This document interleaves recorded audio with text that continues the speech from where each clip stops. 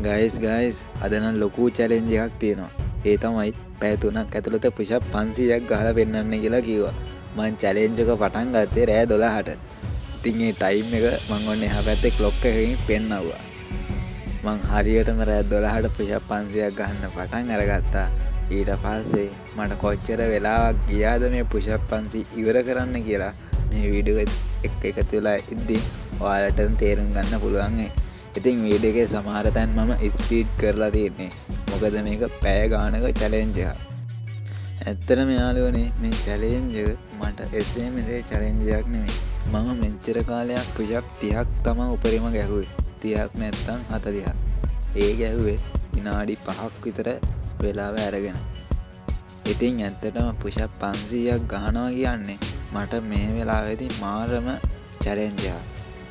ඉතින් මම ඒක ට්‍රයි කරා කොහොම හරි මං පුළුවන් තරමක් මං ට්‍රයි කරා. වීඩියෝ එක දැන් ඔයාලට ස්පීඩ් වෙලා තියෙනවා. ඉතින් ඔයාලට බලා ගන්න පුළුවන් වෙනවා මං කොහොමද මේක ට්‍රයි කරේ කියලා. ඉතින් මම මේක 13 ගුණයක් විතර ස්පීඩ් කරලායි වීඩියෝ එක හදලා තියෙන්නේ. මං සැරින් සැරේ පොඩ්ඩක් ඔන්න මොකද්ද රෙස්ට් එකක් ගත්තා. එහෙම නැත්නම් මට මේක ට්‍රයි කරන්න බෑ. පුදුම විදිහකට අත් දෙකේ කැක්කුමක් එනවා. ඇත්තටම මම පුෂ් අප් 150ක් විතර ගහන්න නෑ සමා වෙන්න. මම පුෂ් අප් 200ක් ගහන්න මට පැය එකක් ගියා. ඉතින් මම හිතුවා හරි මට මේ චැලෙන්ජ් එක try කරන්නම බැරි වෙයි කියලා. මොකද මම පුෂ් අප් තව 300ක් ගහන්න ඉතුරුයි කියන එක ගැන නෙමෙයි ඔළුව දැම්මේ. මට ඒ වෙලාවේදී අත් දෙක පුදුම විදිහකට රිදෙන්න යන තිබුණේ. ඉතින් ඔයාලට පේනවා ඇති දැනටමත් විනාඩි 15ක් විතර ගිහිල්ලා තියෙනවා ඔරලෝසුවේ. මට තව තියෙන්නේ පැය 2යි විනාඩි 45ක්. ඇත්තටම මං කීයක් කවුන්ට් කරාද ඒ දේවල් ඔක්කොම මං TikTok channel එකේ දාන්නම්. මම YouTube එකේ behind the scene එක මං කිසිම කොටසක් කපන්නේ විකෘති කරන්නේ නැහැ. හැබැයි මේකෙදි ස්පීඩ් කරන්න විතරක් මට වෙනවා. මොකද නැත්නම් මට පැය දෙකමාරක් මේක අප්ලෝඩ් කරන්න බෑනේ.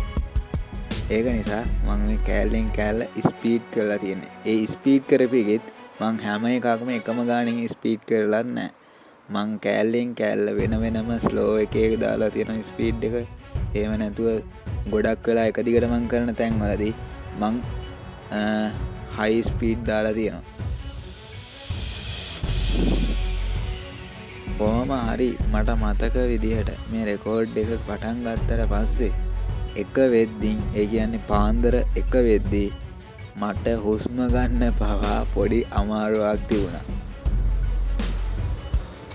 ඔයාලා දන්නවද මේ වීඩියෝ එක මං කරා කියලා පෙන්වන්න යාළුවාට මං ස්ක්‍රීන්ෂොට් එකක් ගහලා යවුවට පස්සේ එයා කිව්වේ උඹ හුස්ම හිර වෙලා මැරෙන්නද යන්නේ යකෝ කියලා මගෙන් අහලා තිබ්බා. ඉතින් මේක පට්ටම හાર્ඩ් චැලෙන්ජ් එකක්. මං පහ තමයි ගැහුවේ. ඉතින් මං අතින් පෙන්වන්නේ මොකක්ද කියලා ඔයාලට සැලියුට් එකක් වගේ පේනවා ඇති. ඔයාලට තේරෙනවා ඇති මං අතින් පෙන්වන්නේ මේ දේවල් කියලා. දැන් ඔන්න පැය භාගයකට කිට්ටු වෙන්නයි යන්නේ. කොහොම හරි මං රෙස්ට් එකක් විනාඩි 8කට 9කට වඩා ගත්තේ නැහැ. ඒ කියන්නේ මං නිකන් හිටියේ උපරිම විනාඩි 8ක් හරි 9ක් හරි මට මතක විදිහට. ඊට පස්සේ මට පුළුවන් විදියට මං ආයෙම චැලෙන්ජ් එක පටන් ගන්නවා. එහෙම නැතුව මට හිතුන්නේ නැහැ. මොකද මට තවත් වෙලාවක් තියෙනවනේ. ඒ වෙලාව මග ඇරලා මේ චැලෙන්ජ් එකම අතරමඟ දාලා යන්න මට හිත ඉඩ දුන්නේ නැහැ. කොහොම හරි චැලෙන්ජ් එකේ අඩුපාඩු ඇති. ඒ අඩුපාඩුත් එක්කම හදාගන්න ඕන කියලා මට මේක පුදුම විදිහකට කරන්න ඕන කියලා පස්සේ මට හිතුණා. මුලින්ම මට ඒක හිතුන්නේ නැහැ. ඇත්තටම මට හිතුනේ මේ චැලෙන්ජ් එක මඟක් කරගෙන යද්දි. හැබැයි එහෙම හිතුණට මට මේක දෙන්න පුළුවන් ફોකස් එකක් නැත්තම් මේකට දෙන්න පුළුවන් ගැම්මක් මට ඉතුරු වෙලා තිබුණේ නැහැ. මට තිබුණේ විනාඩි 5ක් 6ක් විතර ගත්ත රෙස්ට් එකේ පවර් එක විතරයි. ඉතින් කිසි වාහන සද්ද බද්ද නැහැ මොකුත් නැහැ. දැන් මං ඒ හින්දා ෆෝන් එක අතට ගත්තේ මට සින්දුවක් දැම්මේ නැත්නම් මේ ඉතුරු ටික මට කරගන්න සෙට් වෙන්නේ නැහැ. ඉතින් මම දැන් සින්දුවක් ප්ලේ කරා. සින්දුවක් ප්ලේ කරාට පස්සේ මම පොඩ්ඩක් අයම නිකන් ඔයාලා දැකලා තියෙනවනේ. ඉතින් දන්නවනේ සින්දුත් දාගෙන මොනවා හරි එක්සර්සයිස් එකක් කරද්දී ඒ කට්ටියගේ තියෙන ගැම්ම මෝල් ටිකේ ඔන්න සින්දුවක් දාගෙන ආයෙ මම එකක් try එකක් දැම්මා. මට මතක විදියට මම දැන් 175ක් ගහලා ඉවරයි. ඒ කියන්නේ මම දැන් 200කට කිට්ටු වෙන්න යන්නේ. මං අර කලින් කිව්වනේ ඉතින් කොහොමත් එක වෙද්දින්ද කොහෙද තමයි මං 200ක් ගැහුවේ කියලා. මං 200ක් try කරද්දී මං හිතන්නේ දැන් 180ක් මං try කරලා ඉවරයි. ඉතින් guys සැරින් සැරේ සින්දුව වෙනස් වුණාම මට පොඩි අවුලක් වෙනවා. ඒ කියන්නේ මං ෆීල් කරන මං එන්ජොයි කරන සින්දුවක් නෙමෙයි නම් මට පොඩ්ඩක් ඒක සෙට් නැහැ. ඒක නිසා මං එක්ක ඊළඟ සින්දුව ප්ලේ වෙනකන් ඉන්නවා. එහෙම නැත්නම් සින්දුව ළඟට ඇවිල්ලා මාරු කරනවා. ඉතින් ඕක තමයි මගේ විදිහ. හැබැයි මෙහෙම දෙයක් තියෙනවා. මං හදිසියේ හරි පවර් බටන් එක හරි එවුනොත් ඒව නැත්නම් සද්ද අඩු වැඩි කරන බටන් එක හරි එවුනොත් වීඩියෝ එක නතර වෙනවා. ඒක ඉතින් මට මේ වීඩියෝ එක කරගන්න තියෙන ලොකු බාධාවක් නේ. එක දිගට කරගන්න තියෙන එක. කොහොම හරි ඔයාලා දන්නවද මේ වීඩියෝ ෆයිල් වල සයිස් එකත් එක්ක මගේ ෆෝන් එකේ තව කොච්චර ඉඩ ඉතුරු වෙනවද කියලා. මගේ ෆෝන් එකේ කිසිම ඉඩක් ඉතුරු වෙන්නේ නැහැ. මොකද වීඩියෝ එකේ ක්වොලිටිය නෙමෙයි මෙතනදී පිරීලා තියෙන්නේ. වීඩියෝ එකේ රිසොලූෂන් එක වැඩි වෙද්දී ෆයිල් එකේ සයිස් එක වැඩි වෙනවානේ. අන්තිමට ෆෝන් එකේවත් තියාගන්න බැරි වුණා මට මේ වීඩියෝ එක. කොහොම හරි මං වෙන මොකුත්ම නොකර මේ වීඩියෝ එක එඩිට් කරගන්න දවස් වෙනකම්ම මේ GB 10කට විතර කිට්ටු වෙන්න තියෙන වීඩියෝ එක මං සේව් දාලා තියාගත්තා. දැන් නම් පුදුම විදිහකට පපුව පවා රිදෙන්න අරන් ඉන්නේ. හුස්ම ගන්නවා කියන එකත් මේ වෙලාවේදී එච්චර අනේ වන්දයි කියන්න තේරෙන්නේ නැහැ. try එකක් දීලාම බලන්න ඕනේ. ඉතින් guys ගොඩක් කට්ටිය මගේ අඩුපාඩු කියලා තිබුණා TikTok එකේ. මම push up ගන්න වීඩියෝ දෙකක් තුනක් විතර මම දාලානේ තියෙන්නේ. මගේ hips වල පොඩි අවුලක් තියනවලු. තව පොඩ්ඩක් පාත් වෙන්නලු. හත් දෙක පොඩ්ඩක් හදා ගන්නලු. ඇඟිලි වලින් push up ගහන්නලු. ඒ හැමෝටම ගොඩක් ස්තුතියි. මම මේ challenge එක ඉවර වෙනකම්ම ඒ දේවල් මට පුළුවන් උපරිම විදිහට මම ඒ අඩුපාඩු ටික හදාගත්තා. ඉතින් එයාලා එහෙම කිව්වේ නැත්නම් සමහර විට මම මේ challenge එක කරද්දිමුත් ඒ විදිහටම අඩුපාඩු තියාගෙන කරන්න ඉඩ තිබුණා. මට හොඳටම විශ්වාසයි මට පුළුවන් උපරිම මං මේ challenge එක ඉවර වෙනකම්ම try කරන්න පෙළඹුණා කියලා.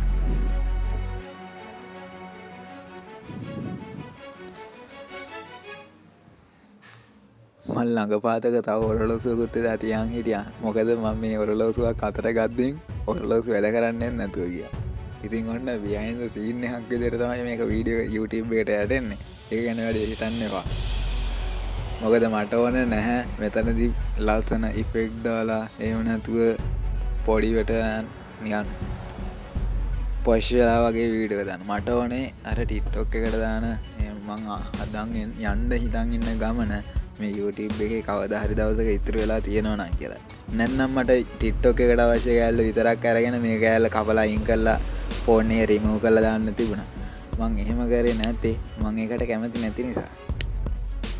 කොහොම හරි පස්සේ මං ඔන්න වීඩියෝ එක එඩිට් කරන්නේ පහුවදා දවසේ.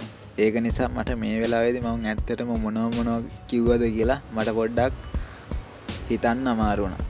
දැන් ඔන්න ටයිම් එක 1යි. ඊට පස්සේ මගේ අතින් එකපාරට පවර් බටන් එක තිබුණා. ඊට පස්සේ විනාඩි 10ක් ගියාට පස්සේ තමයි මං ආයෙම කැමරාව සෙටප් කරගත්තේ. ඉතින් ওই විනාඩි 10 ඇතුළතදී මං හොඳ සින්දුවකුත් තෝරවුවා. නැත්නම් මට මේ කැමරාව හදාගන්න විනාඩි 5ක් විතර තමයි ගියේ. ඊට පස්සේ සින්දුවක් දාගෙන ආයෙම ඔන්න try එකක් දුන්නා. මං හිතන්නේ මේ ටයිම් එක ඇතුළතදී මං 110ක් සමාවෙන්න 110ක් නෙමෙයි 210ක් හරි 220ක් හරි try කරලා ඉවරයි. කොහොම හරි මට පස්සේ හුස්ම ගන්න ඕන වෙලා මං ගිහිල්ලා මාස්ක් එක ගලවලා කැප් එක ගලවලා වතුර ටිකක් බොන්න පුළුවන් තත්ත්වයක තියනවාද කියලා try එකක් දුන්නා. වැඩේ කියන්නේ මට වෝටර් බෝටල් එකක් කාමරයට ගෙනත් තියාගන්න බැරි වුණා. ඒක නිසා මට මේ challenge එක ඉවර වෙනකන් කාමරෙන් එළියට නම් යන්න හම්බුනේ නැහැ. හදිස්සියේ හරි දොර ඇරියොත් ඔක්කොම කැමරාව තියලා තියෙන එක පවා බීමට පෙරලිලා අය හැමදේම අංජවකල් වෙනවා. මං කැමති නෑ ඒකට. ඒක නිසා දිගටම කමන්නේ කරමු කියලා තමයි මං හිතාගත්තේ.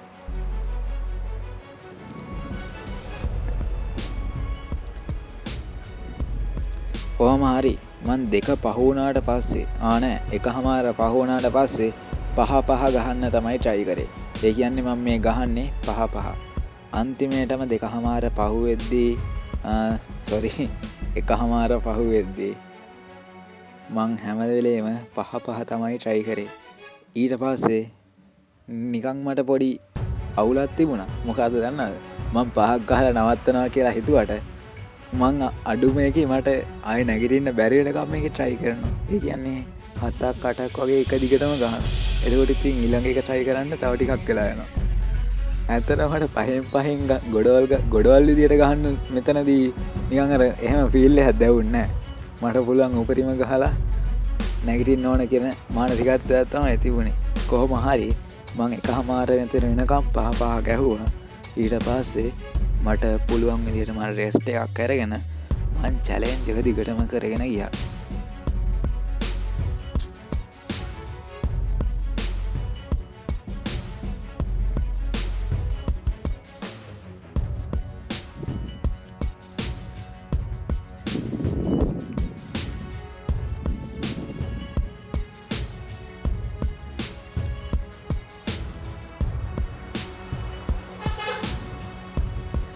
ඉතින් guys මං ඔයාලගෙන් පුංචි ප්‍රශ්නයක් අහන්නද? සාමාන්‍යයෙන් ඔයාලට මේ වගේ පැය 3ක් ඇතුළත කියලා මොනවා හරි challenge එකක් ආවොත් ඔයාලා ඒ වෙලාවේදී මොනවද කරන්නේ? ඒ කියන්නේ හදිස්සියේ හරි පැය 3ක් ඇතුළත මේ වගේ push up 500ක් ගහන්න කියලා challenge එකක් ආවොත් ඒ challenge එක ඔයාලා බාර ගන්නවද? එහෙම නැත්නම් තාම මට මේක කරන්න බෑ කියලා ඒ challenge එක අතාරිනවද? එහෙම නැත්නම් මං කොහොම හරි try කරන්නම් කියලා මේ විදිහට try කරන්න යනවද? අඩුපාඩු තියාගෙන හරි try කරන එක තමයි ඇත්තටම හුඟක් වටින්නේ. මම හිතනවා මම මෙතනදී අඩුපාඩු අතින් 100% නිවැරදි නෑ කියලා. මගේත් අඩුපාඩු තියෙන්නේ නැති.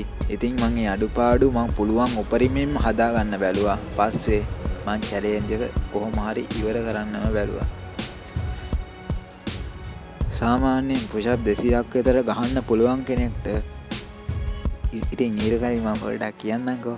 ඉතින් යාළුවනේ push up ගන්නවා කියන එක නිකන් ඇත්තටම අර හිතුමතේට ගහන push up එක නෙමෙයි. ඇත්තටම push up එකේ වර්ග තියෙනවානේ. ওই වර්ග වලින් පිට ගහන push up එකක් වෙන්නේ නැහැ. ඉතින් ඔන්න ඕක තමයි මන් දන්න දේ. ඉතින් ඔයාලා push up ගහන වර්ග තියෙනවානේ.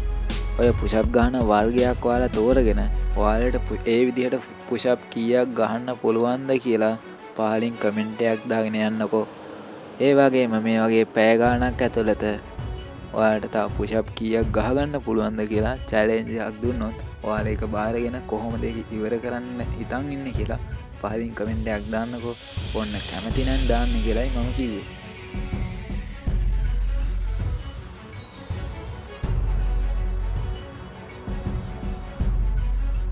එහා පැත්තේ මහපාරක් තිබිලත් මේ වෙලාවේදී හැම තැනක්ම නිස්කලංකයි. ඒ කියන්නේ මං හුස්ම ගන්න සද්ද විතරයි මගේ කාමරේටම ඇහුනේ. ඒ කියන්නේ වාහන මොකුත්ම නැහැ මේ ටයිම් එකේ. ඉතින් පාන්දර 1:40යි මං චැලෙන්ජ් එක පටන් ගත්තේ පාන්දර 12ටනේ. පාන්දර තමයි යන්න මං චැලෙන්ජ් එක පටන් ගෙනන් තියෙන්නේ වන්න. කොහොම හරි මං හිතනවා පාන්දර 3 වෙන්න කලින් මට මේ චැලෙන්ජ් එක ඉවර කරගන්න පුළුවන් වෙයි කියලා.